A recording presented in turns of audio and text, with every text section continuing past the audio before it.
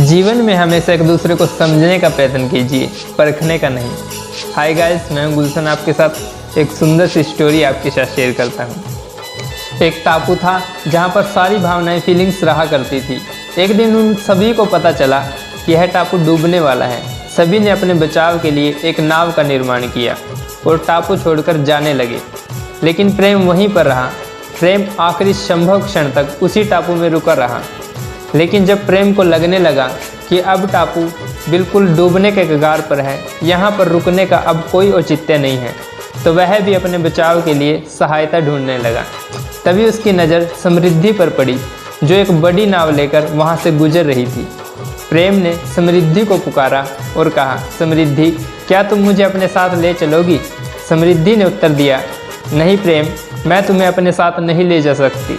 देखो मेरी नाव में कितना सोना चांदी भरा हुआ है, किसी और के लिए तो इसमें जगह ही नहीं है। यह कहकर समृद्धि आगे बढ़ गई। कुछ देर बाद प्रेम ने दम अपनी सुंदर नाव में वहाँ से गुजरती हुई दिखाई पड़ी। प्रेम ने अनुनय भरे शब्दों में कहा, दम, कृपया करके मुझे अपने साथ ले चलो। तभी दम तपाक से बोली, प्रेम, तुम पूरी तरह से भीग चुके हो। तुम्हारे मेरी नाव में आने से मेरी सुंदर नाव खराब हो जाएगी।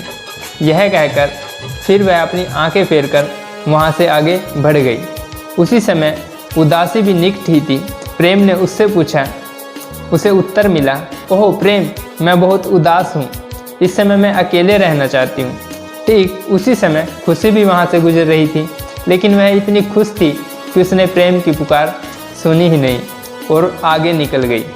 अब प्रेम को लगने लगा था कि वह इस द्वीप के साथ ही डूब जाएगा। वह अपने अंतिम क्षण की प्रतीक्षा करने लगा। तभी एक गंभीर स्वर उसके कानों में पड़ा, आओ प्रेम, मेरे साथ आओ, मैं तुम्हें ले चलता हूँ। प्रेम भी खुशी खुशी उस नाव में बैठ गया। उसने यह तक नहीं पूछा कि वह कहाँ जा रहे हैं और उसे ले जाने वाला कौन है। सूखी धरती पर पहुँचने के बाद उस गंभीर आवाज़ ने प्रेम को वहाँ छोड़ दिया और वह अपने रास्ते पर चला गया। कुछ देर राहत की सांस लेने के बाद प्रेम को एहसास हुआ कि जिसकी वजह से उसकी जान बची है, उसके बारे में उसे ये तक नहीं मालूम कि उसे बचाने वाला कौन है। यह पूछने के लिए वह ज्ञान के पास गया और बोला कि उसे बचाने वाला कौन है। तभी ज्ञान ने बताया कि उसे बचाने वाला समय है। समय, भला उसने मुझे क्यों बचाया? प्रेम ने हैरत से पूछा। ज्ञान मुस्कुराया और बोला, क्योंकि समय ही प्रेम का मूल्य समझ सकता है। जरूरी नहीं कि इंसान सुंदर और बेहद खूबसूरत हो। जरूरी नहीं कि इंसान सुंदर और बेहद खूबसूरत हो। अच्छा तो वही इंसान है जो आपके साथ तब हो जब आपको उसकी ज़रूरत हो। जिसने दूसरों की खुशी में खुद की खुशी देखने का हुनर सीखा हो, जिसने दूसरों की खुशी में खुद की खुशी देखने का हुनर सीखा हो, वह इंसान कभी भी दुखी नहीं हो सकता। मुस्कुराते रहिए दोस्तों और मुस्कान बांटते चलिए।